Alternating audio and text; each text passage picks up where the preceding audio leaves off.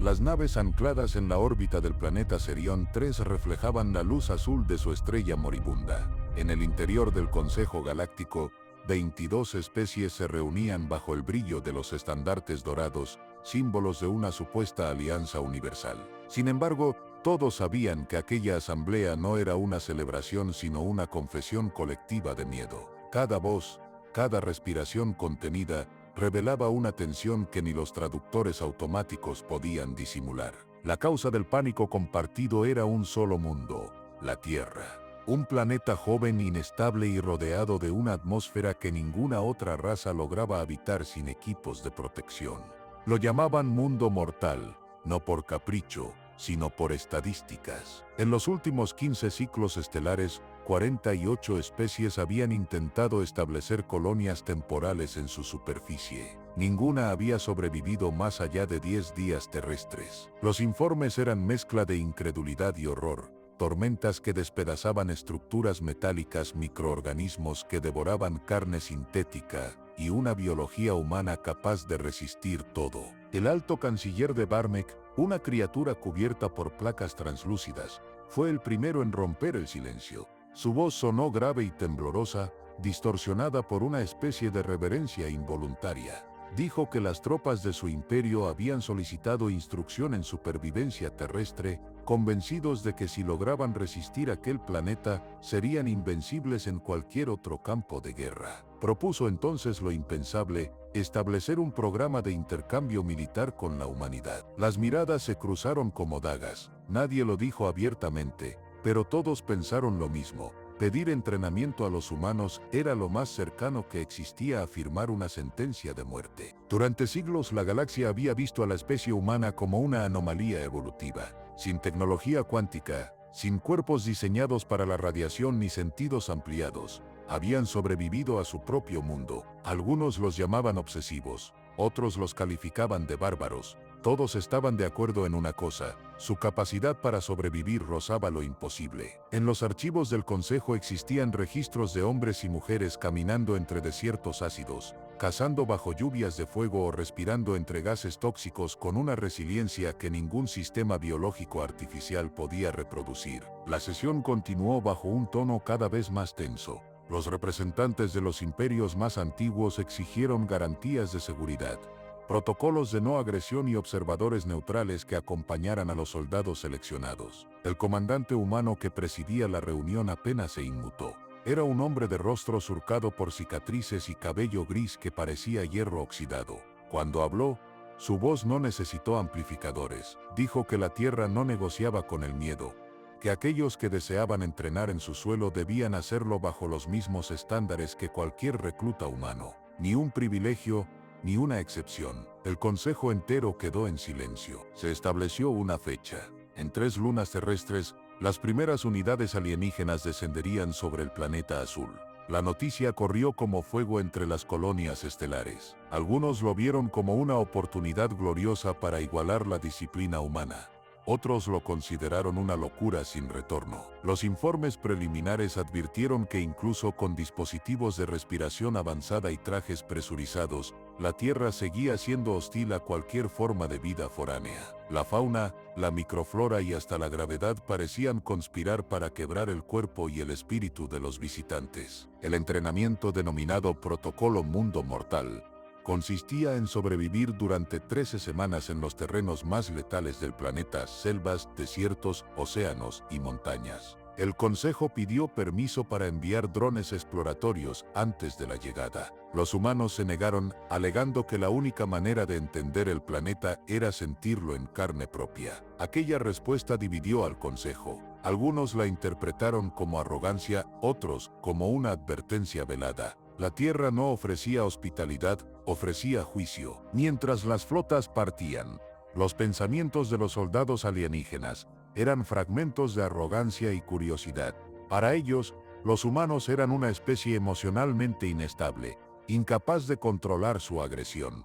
Su reputación como guerreros provenía más del mito que de la estrategia. Sin embargo, lo que no comprendían era que los humanos nunca luchaban por gloria, sino por necesidad. Su historia no era una cadena de victorias, Era una secuencia interminable de adaptaciones ante catástrofes que habrían exterminado a cualquier otra forma de vida. En el Archivo Central de Instrucción Humana, cada recluta del programa portaba una única premisa grabada en acero: sobrevive o muere intentando. Nadie la consideraba un lema motivacional.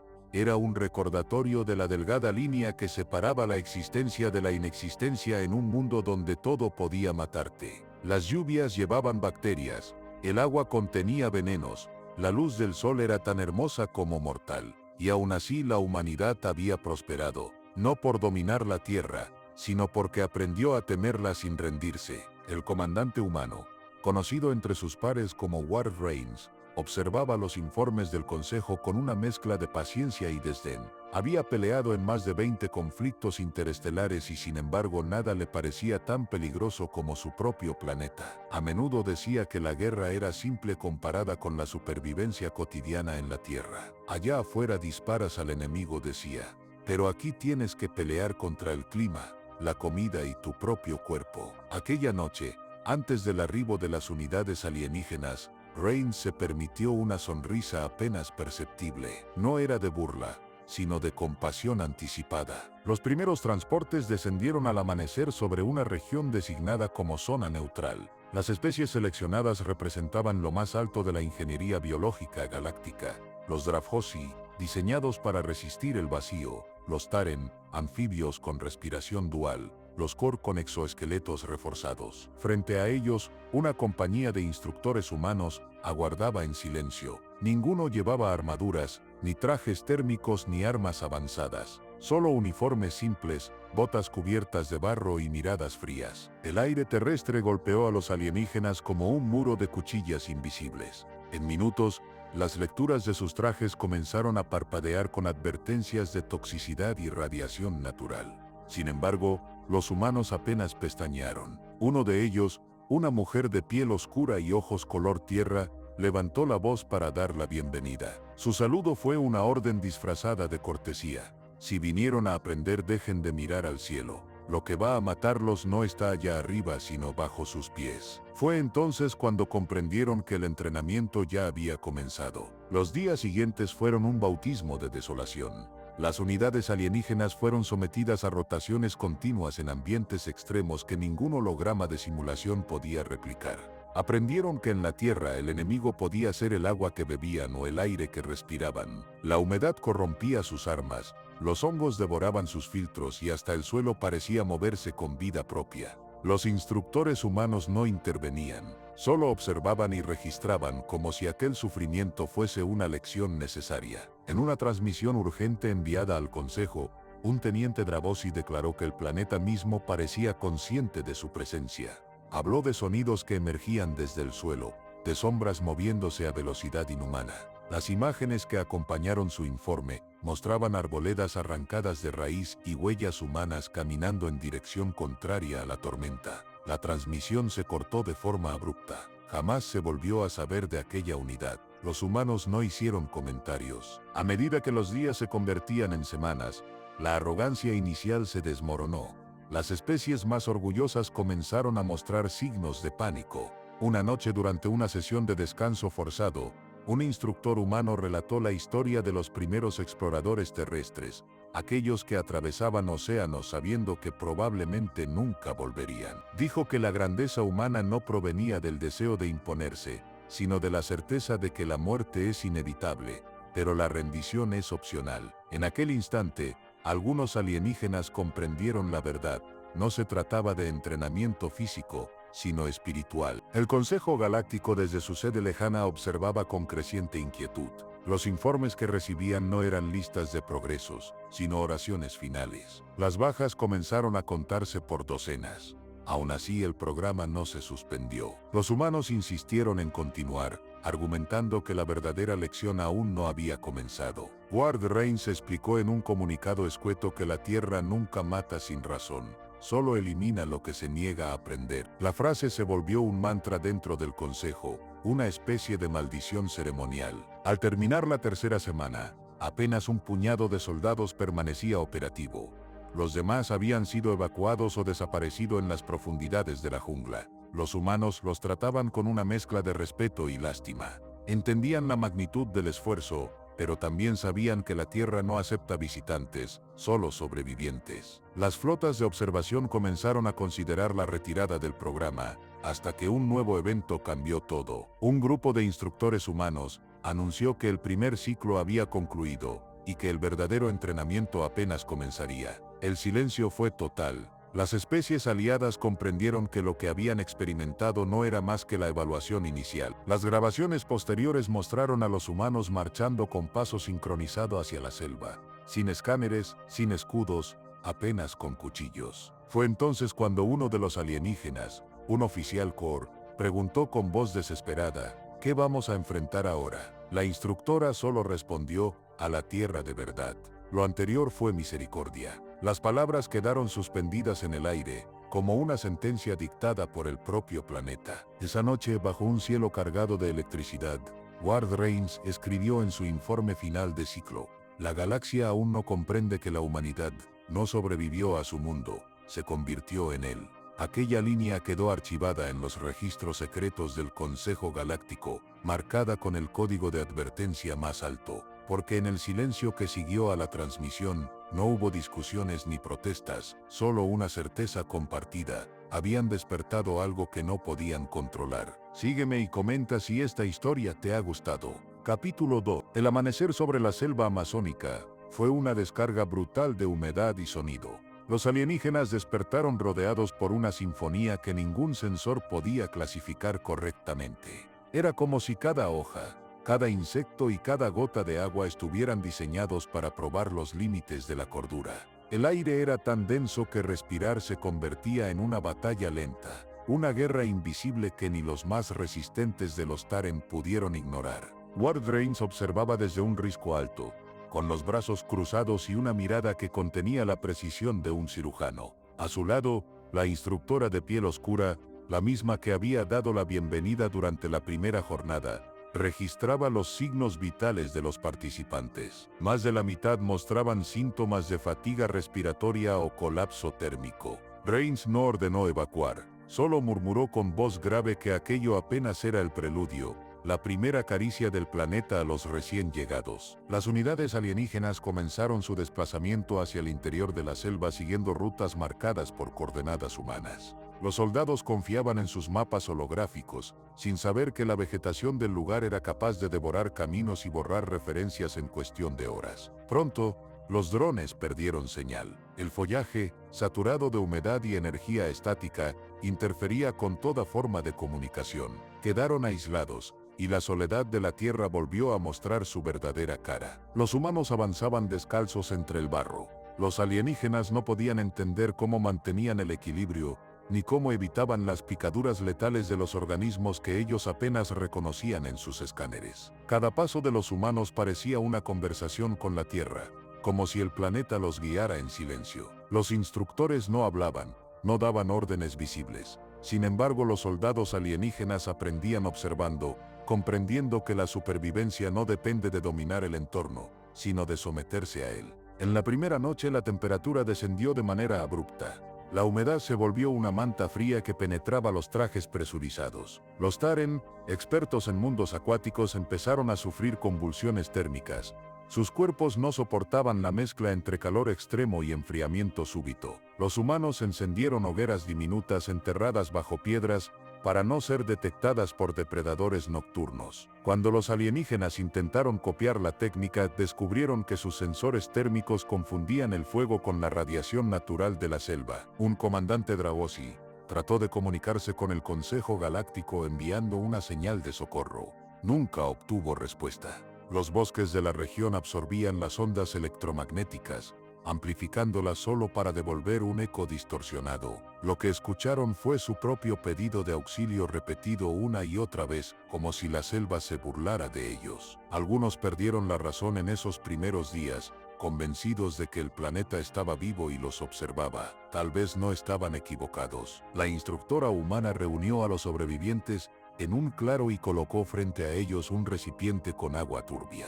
Nadie se atrevió a tocarlo. Ella bebió sin titubear y luego explicó que todo lo que aterrorizaba a los forasteros podía transformarse en sustento si aprendían a reconocer los límites del miedo. Dijo que la selva no amaba ni odiaba, solo medía el valor de quienes se atrevían a cruzarla. Su voz no era autoritaria, era ancestral. Los alienígenas la escuchaban como si cada palabra esculpiera una grieta en su orgullo. Con el paso de las horas, el olor de la descomposición se mezcló con el perfume agresivo de las flores. La vida y la muerte eran inseparables en aquel ecosistema. Los Kor, con sus exoesqueletos blindados, comenzaron a perder movilidad. La combinación de lodo y microorganismos provocó corrosión orgánica en sus articulaciones. Los humanos los obligaron a quitarse parte del blindaje, orden que sonó absurda al principio, pero pronto comprendieron que el cuerpo debía respirar para resistir el aire saturado de esporas. Desnudos ante el clima,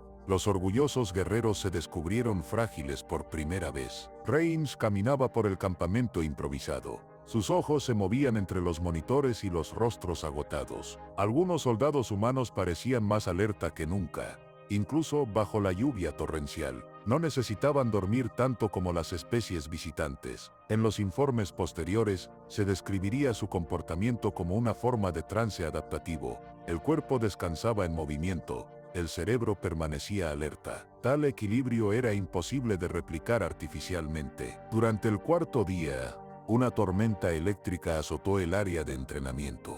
Los rayos hicieron vibrar el suelo, y la lluvia se convirtió en una cortina densa que cortaba la visibilidad. Las especies tecnológicamente avanzadas intentaron levantar escudos energéticos, pero la ionización de la atmósfera los volvió inestables. De las columnas de fuego nacieron incendios espontáneos, y en medio del caos, los humanos se movieron con precisión quirúrgica. Guiaron a los alienígenas hacia zonas seguras sin usar comunicación alguna. Era un lenguaje de instinto puro. Una vez alcanzado un refugio bajo una formación rocosa, la instructora reunió de nuevo a los sobrevivientes. Les contó que aquella tormenta no era excepcional, sino parte del ciclo natural de la región.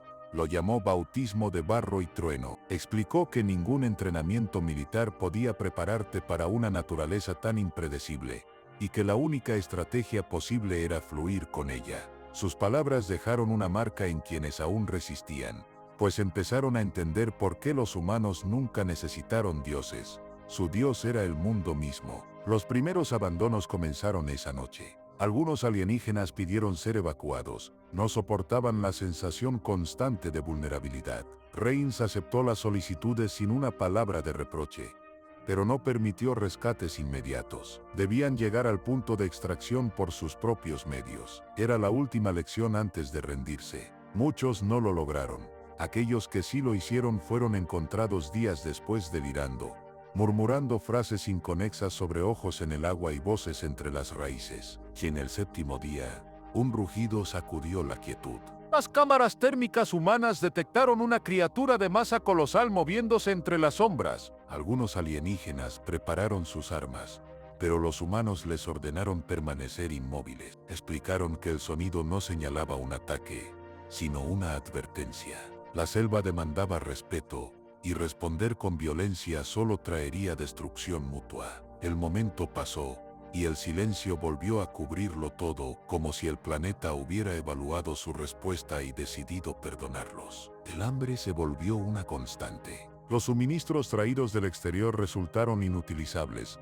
Las enzimas naturales de la selva los descomponían en horas. Los humanos enseñaron a cazar insectos y reptiles pequeños, explicando que el valor nutritivo no estaba en el tamaño de la presa, sino en la capacidad de encontrar equilibrio con el entorno. Los alienígenas, forzados a sobrevivir con aquello que antes consideraban inmundo, descubrieron sabores que activaban zonas de su sistema nervioso desconocidas. Tal experiencia los transformó profundamente. Durante el último tramo de la expedición, la selva había consumido casi todos los rastros del grupo inicial. Los sensores humanos mostraban actividad biológica intensa alrededor, pero ninguna amenaza directa. Sin embargo, los instructores sabían la verdad: la mayor batalla no era contra la flora ni la fauna, sino contra la mente. Los alienígenas empezaban a escuchar voces, un efecto del aislamiento, la fatiga y el exceso de estímulos. Algunos juraban oír sus propios pensamientos hablándoles con acento humano. Una tarde la instructora reunió a los 14 soldados que quedaban en pie. Les pidió que observaran el horizonte, la línea verde interminable, y les dijo que allí donde todo parece uniforme, la vida se oculta en patrones imperceptibles. Los humanos no dominamos este planeta, dijo, solo aprendimos a escuchar su caos.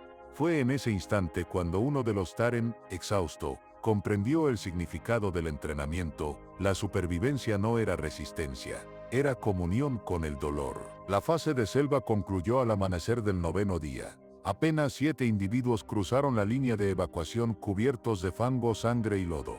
Su aspecto hizo callar a los observadores que esperaban en los puestos de mando. Ninguno de ellos podía mantener la mirada, como si los sobrevivientes trajeran consigo una parte desconocida del planeta. Rains anotó en su informe la frase simple: han sido tocados por la Tierra. Los traductores automáticos no supieron explicar el sentido simbólico, pero la expresión se convirtió en un código de respeto entre las fuerzas humanas. El Consejo Galáctico recibió los reportes con incredulidad. Las grabaciones eran borrosas, los datos inconsistentes, los testimonios abrumadoramente similares. El planeta respondía al miedo con violencia y al coraje con silencio. En los pasillos imperiales, el rumor del fracaso corrió como peste. Sin embargo, ningún líder se atrevió a cancelar el protocolo mundo mortal. La curiosidad podía más que el terror. La humanidad, a los ojos de todos, se había transformado en un espejo incómodo, recordándoles la pequeñez de sus cuerpos diseñados para la comodidad cósmica. Los sobrevivientes fueron trasladados a un complejo donde recibirían tratamiento antes de iniciar la siguiente etapa. No hubo celebración, ni discursos. Los médicos humanos revisaron sus signos vitales con una precisión fría, pero en sus miradas se notaba algo cercano a la admiración. Nadie llega vivo a través de la selva sin pagar un precio. Algunos perdieron la vista, otros la voz, otros los recuerdos. Lo que conservaban era algo distinto, una comprensión innata del respeto. Al caer la noche, Ward Rains caminó entre las tiendas del campamento escuchando el murmullo del viento. A lo lejos, la selva continuaba respirando, indiferente al destino de quienes la habían desafiado. El comandante pensó en los siglos de arrogancia galáctica y en la única ley que la Tierra seguía imponiendo: solo los humildes sobreviven. Antes de dormir escribió en su cuaderno una línea disonante: si los dioses existen, deben haber nacido aquí. Era una confesión más que una reflexión. Mientras tanto, naves cargadas con nuevos reclutas preparaban su descenso en dirección al siguiente terreno de entrenamiento, el desierto.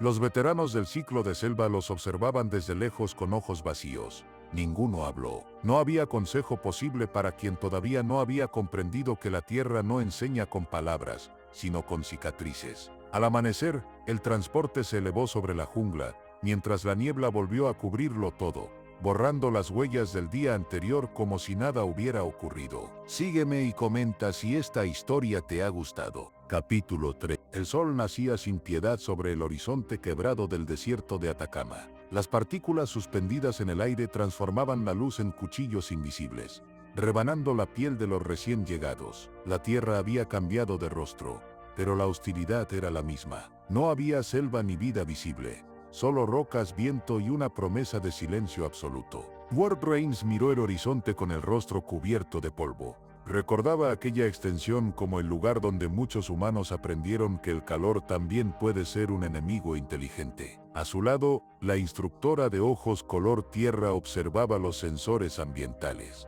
Todos marcaban valores fuera de los límites tolerables para la mayoría de las especies. Sin embargo, sus pupilas brillaban con una calma que solo podía venir de quien había aceptado que la supervivencia en ese mundo nunca ofrecía tregua. Los nuevos reclutas alienígenas descendieron de las lanzaderas con sus trajes reflectantes y sistemas de refrigeración activados. Ninguno de ellos creía que un planeta sin vegetación pudiera representar una amenaza real. Para ellos, el desierto era solo una superficie muerta.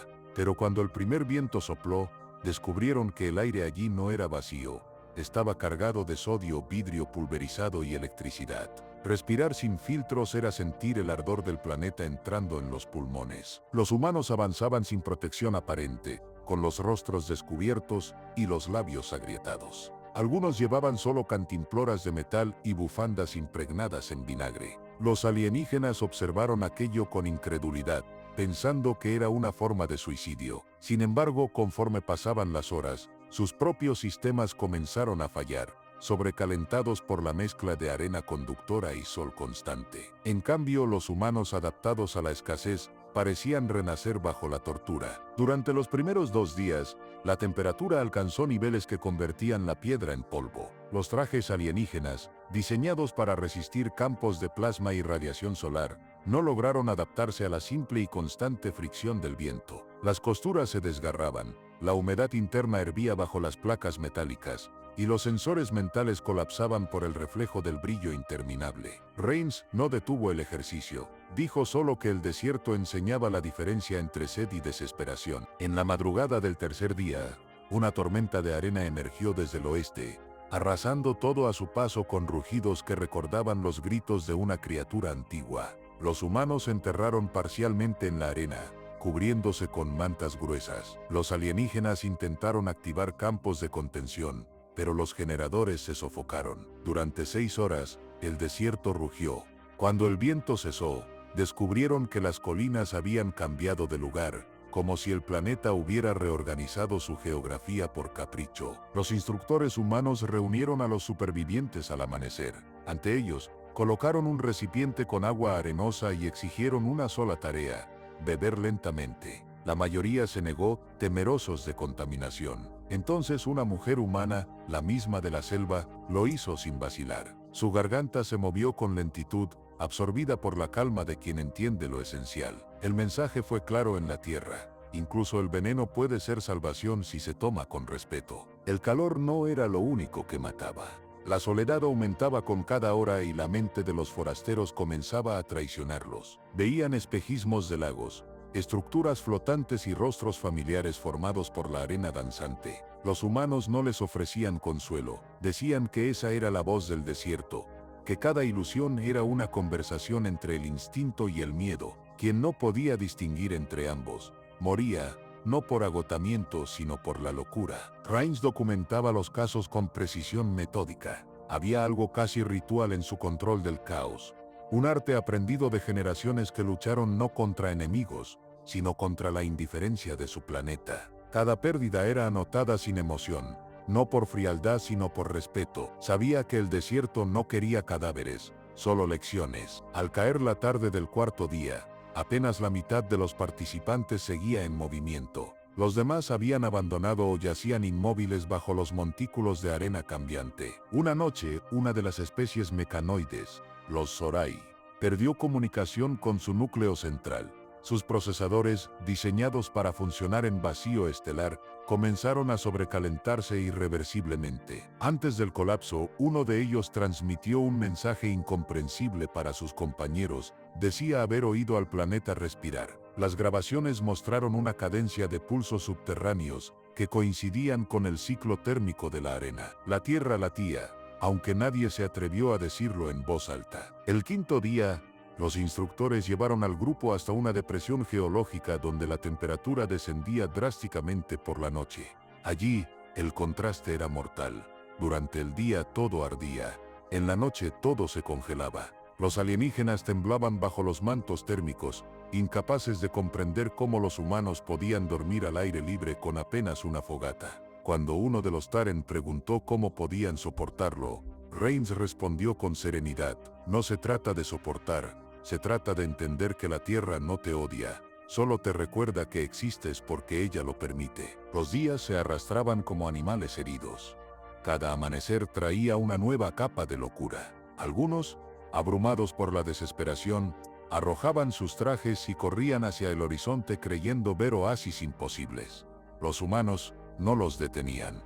El entrenamiento no era una prisión, era una conversación entre vida y muerte. Aquellos que regresaban lo hacían con la mirada extraviada, murmurando oraciones en idiomas que no conocían antes de pisar el planeta. En el séptimo día, cuando el calor hizo imposible distinguir entre cielo y suelo, Rains ordenó detener el avance. Dijo que la siguiente lección sería de silencio. Nadie debía hablar ni moverse durante las próximas horas. Los alienígenas interpretaron aquello como una orden de descanso. pero pronto entendieron su propósito. El silencio absoluto del desierto era un espejo del alma. Algunos no resistieron la introspección y comenzaron a gritar, incapaces de soportar la idea de su propia fragilidad. Los humanos, en cambio, permanecieron inmóviles hasta que el sol se ocultó. Esa noche, el comandante reunió al grupo alrededor de una fogata pequeña. La luz temblaba con el viento, bailando en los ojos agotados de todos. Rains habló con voz baja, casi paternal. Dijo que la humanidad había aprendido a sobrevivir en lugares donde los dioses habían desistido, que cada tormenta, cada sequía y cada hambre habían forjado una memoria colectiva más fuerte que el acero. Sus palabras no eran orgullo, eran duelo. Los alienígenas comprendieron, por primera vez, que la fortaleza humana provenía del sufrimiento. El octavo día, una corriente de viento frío descendió desde la cordillera y cubrió el campamento como una sombra. Las mediciones de temperatura cayeron a niveles incompatibles con la vida alienígena. Los humanos reaccionaron instintivamente, cavaron refugios en la arena, envolvieron sus cuerpos con mantas húmedas y permanecieron inmóviles durante horas. Los forasteros intentaron replicar el gesto, pero sus cuerpos no soportaron la variación. Varios cayeron inconscientes, otros simplemente se desvanecieron en la oscuridad. Rains no detuvo el entrenamiento. La Tierra, dijo, no espera a los débiles. Cuando el amanecer volvió a dorar el horizonte, la mitad del grupo había desaparecido. Los supervivientes parecían esculturas erosionadas, cubiertas de grietas y polvo. Sin embargo, en sus ojos había un brillo nuevo, más allá del miedo. La arrogancia había sido consumida, quedaba solo la voluntad de comprender. Los humanos los observaron con respeto silencioso. El protocolo no pretendía humillarlos, sino enseñarles que la vida persistía precisamente porque no pedía permiso. Los informes enviados al Consejo Galáctico describieron ese entrenamiento como una experiencia de fractura. Ningún dato físico podía explicar cómo los humanos podían resistir temperaturas que convertían el aire en fuego líquido. Los médicos imperiales pensaron en mutaciones o adaptaciones evolutivas extremas, pero la verdad era más simple y a la vez más aterradora. Los humanos habían aprendido a hacer del dolor una herramienta. En un universo repleto de especies que huían del sufrimiento, ellos lo habían domesticado. Cuando la fase del desierto terminó, solo 14 individuos cruzaron el punto de extracción. Los humanos los recibieron con un silencio reverencial. No hubo celebración ni discursos de victoria, solo la sensación de haber presenciado algo más grande que la comprensión galáctica. Una de las sobrevivientes, una oficial Core, cayó de rodillas al tocar la sombra de la nave. Dijo que el sol le había hablado con voz humana y que ya no temía morir. Los médicos pensaron que deliraba, pero Rain simplemente asintió. Aquello era exactamente lo que debía ocurrir. En los registros oficiales del Consejo, la entrada del entrenamiento terrestre fue clasificada como protocolo de alto riesgo. Sin embargo, ninguna especie solicitó su cancelación. Por cada soldado roto, surgía otro que exigía intentarlo. El mito comenzó a crecer más rápido que los informes. En las fronteras estelares, se decía que quien entrenaba en la Tierra veía la verdad del universo, que allí uno comprendía la diferencia entre vida y existencia. Esa noche, cuando las últimas lanzaderas despegaron con dirección al siguiente destino, Rains escribió en su cuaderno de acero: en la selva aprendieron respeto, en el desierto aprendieron fe.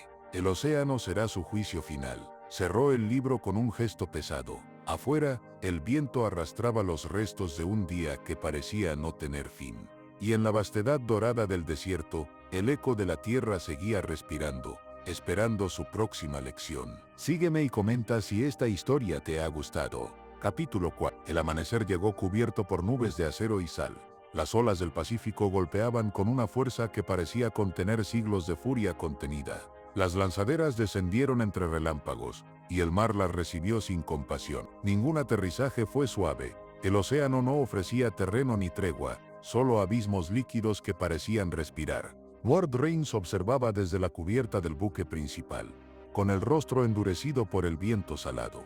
El programa estaba en su fase final, y sabía que aquel escenario no sería como los anteriores. La selva había enseñado respeto, el desierto, fe. Pero el océano, ese monstruo azul que rodeaba más del 70% del planeta, enseñaba humildad. Los reclutas alienígenas, equipados con trajes anfibios de última generación, descendieron al agua bajo un cielo tan bajo que parecía querer aplastarlos. Sus sensores intentaban adaptarse a la densidad del mar terrestre, pero algo fallaba. La presión, la temperatura y la salinidad se combinaban de manera impredecible, haciendo que la tecnología se volviera un estorbo más que una ayuda. Algunos sintieron el primer mareo antes de tocar el fondo. Los instructores humanos, en contraste, se lanzaron al agua sin miedo. No llevaban cascos sellados ni respiradores avanzados, solo tanques mecánicos simples, casi arcaicos, y miradas firmes. El mar los envolvió y parecía reconocerlos, como si formaran parte de su estructura biológica. Los alienígenas comprendieron entonces que su enemigo ya no era el planeta, sino el instinto que les ordenaba huir. En los primeros descensos, las corrientes arrastraron a varios lejos de la zona de instrucción. Los humanos no los persiguieron. Les habían advertido en el océano: buscar desesperadamente significaba morir. El movimiento debía ser lento, constante, obediente a las pulsaciones del agua. En aquel silencio líquido, los sonidos eran presagios. Cada chasquido distante, cada vibración en los metales de los trajes, era un recordatorio de que bajo ellos existían criaturas que jamás habían visto la luz. Una criatura del fondo rozó la superficie durante la segunda jornada. Nadie consiguió verla por completo, solo una sombra de decenas de metros y un resplandor blando, como un ojo que observaba desde la oscuridad. Los alienígenas reagruparon las formaciones y activaron armas sónicas, pero la instructora humana ordenó detener todo. No provoquen lo que no entienden, dijo a través del canal de comunicación. La sombra desapareció sin dejar rastro, y el agua se tornó calma, como si nada hubiera ocurrido. Las temperaturas cayeron durante la noche.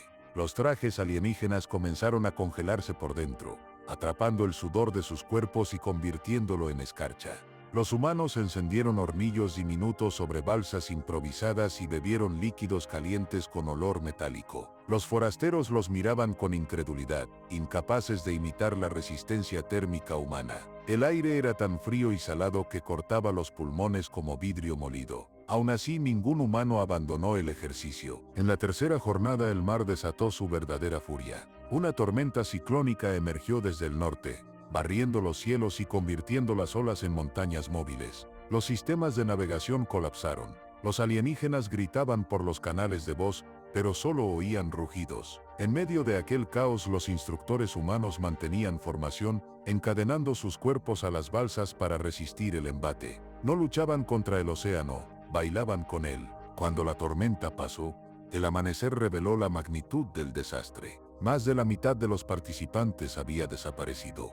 Los cuerpos fueron reclamados por la profundidad. En las aguas densas del Pacífico, el silencio era absoluto. Los sobrevivientes flotaban con la mirada perdida, comprendiendo que la muerte allí no tenía sonido ni piedad. Crane solo pronunció una frase para registrar la jornada: el océano no devora, selecciona. El cuarto día, las corrientes llevaron al grupo superviviente hasta una zona donde el color del mar se oscurecía hasta el negro absoluto.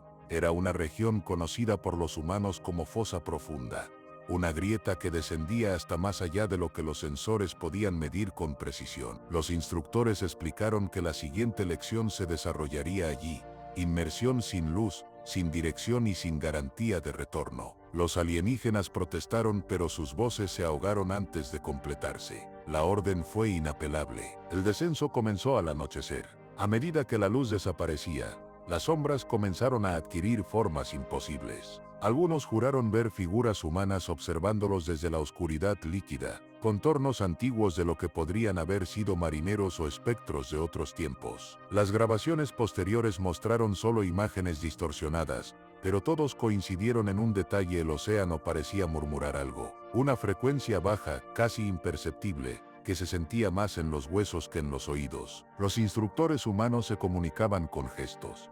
En esas profundidades, las palabras eran inútiles, y el lenguaje se reducía a señales simples: avanzar, detenerse, mirar. Cada movimiento debía ser preciso, porque el agua castigaba cualquier error con la pérdida de control y la asfixia. Los alienígenas sintieron por primera vez un terror primitivo, una conciencia de su propia pequeñez. Allí abajo, la tecnología era un peso, la fe, una debilidad. Solo la atención absoluta permitía sobrevivir. Una corriente repentina arrastró a 3 de los participantes hacia un abismo lateral. Rains los vio perderse sin intervenir. En su rostro no había frialdad, sino aceptación. Sabía que el océano tenía su propia selección natural. En ese instante comprendió lo que significaba ser parte de la Tierra. Aceptar que la vida no es propiedad, sino préstamo. Cuando los instructores emergieron, apenas quedaban 7 en total. Todos respiraban con dificultad y temblaban sin control, pero en sus ojos había un brillo de comprensión que ninguna victoria militar podría otorgar. En la superficie las nubes se abrían como heridas en el cielo. Los humanos extendieron lonas metálicas para recolectar la lluvia. El agua dulce cayó por primera vez en días, y fue recibida como un acto sagrado. Los alienígenas lloraron, no por miedo ni por pérdida, sino por el milagro simple de seguir respirando. Rains los observaba en silencio, consciente de que aquella reacción era la verdadera señal del éxito del protocolo. El quinto día fue de contemplación. Los humanos permanecieron inmóviles frente al horizonte, mientras las olas se deslizaban bajo el gris amanecer. Los alienígenas esperaban instrucciones que nunca llegaron. Finalmente uno se atrevió a preguntar cuál era la siguiente prueba. La instructora respondió sin girarse ninguna. El océano ya les habló. Solo deben escuchar. Nadie comprendió del todo esas palabras hasta que esa misma noche, una calma imposible cubrió todo el entorno, y por primera vez desde su llegada, el planeta se sintió en paz. Cuando regresaron al buque principal, los rostros alienígenas mostraban una mezcla de agotamiento y revelación. Rains reunió a los supervivientes en la cubierta central. Les explicó que el protocolo no era para enseñar a luchar, sino para enseñar a comprender la fragilidad del universo. Dijo que la humanidad no era fuerte porque podía destruir, sino porque aprendió a no rendirse. No por orgullo, sino por amor a todo lo que aún los desafía. Los registros finales del Consejo Galáctico describieron la experiencia como una iniciación trascendental. Ninguna especie había soportado los 3 ambientes de entrenamiento sin perder parte de su razón. Los que sobrevivieron hablaron del planeta con una devoción similar a la fe religiosa. Decían que la Tierra no era un lugar, sino un juramento. Que quienes la habitan cargan en su sangre el eco del trueno, la resistencia del desierto y la infinitud del mar. Cuando el informe se presentó ante los delegados del Consejo, el silencio dominó la sala. Nadie se atrevió a criticar ni a cuestionar. Las grabaciones mostraban humanos caminando sobre la arena, nadando entre tormentas y encontrando sentido en el caos. Cada observador comprendió que ninguna otra especie podría igualar esa mezcla de locura y grandeza. Y en un gesto inédito, el planeta Tierra fue reclasificado oficialmente no como territorio peligroso, sino como santuario militar de protocolo eterno. Ward Rains, antes de regresar a su base, escribió una última nota en su cuaderno de acero. El Consejo buscaba entrenar soldados, escribió, pero la Tierra les mostró algo más grande, la verdad de su propia fragilidad. Cerró el libro y miró una última vez el océano. En su superficie, cada reflejo parecía contener la historia completa de la humanidad, su furia, su fe y su culpa. Y comprendió que mientras ese mar existiera, la humanidad jamás estaría sola. Esa noche, los instructores se despidieron de los participantes con un saludo militar. No hubo celebración, ni himnos, solo el sonido constante de las olas golpeando el casco de las naves, recordando a todos que el planeta seguía vigilando. Los humanos no necesitaban monumentos, porque el mundo mismo era su testimonio. Cuando las lanzaderas partieron hacia la órbita, el azul profundo se cerró detrás de ellas, devorando cualquier rastro de arrogancia o miedo. En la eternidad del espacio los informes humanos continuaron circulando. Algunas especies los tomaron como advertencia, otras como inspiración, pero todas coincidieron en una sola verdad: los humanos no son una raza de conquistadores, sino la respuesta viviente a un universo que olvida la fragilidad de su propia creación. Son los hijos de un mundo que nunca perdona, pero siempre enseña. Y la galaxia entera aprendió al fin por qué todas las especies temen el entrenamiento de supervivencia terrestre. Sígueme y comenta si esta historia te ha gustado.